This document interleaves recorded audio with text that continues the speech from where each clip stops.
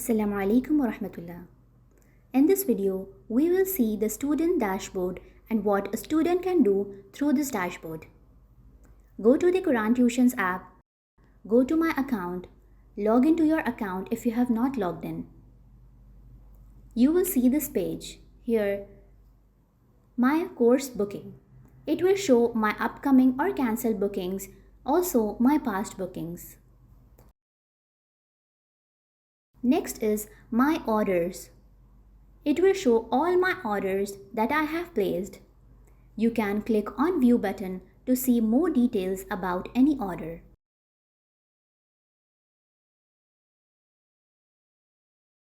Then my wallet. Here you can add money to your wallet. Also you can see your wallet transactions.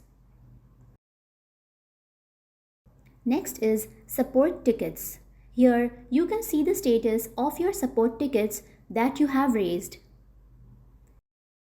After that is my inquiries. Here you can see your inquiries and the replies to your inquiries which is made on Qurantuitions app. Next is account details.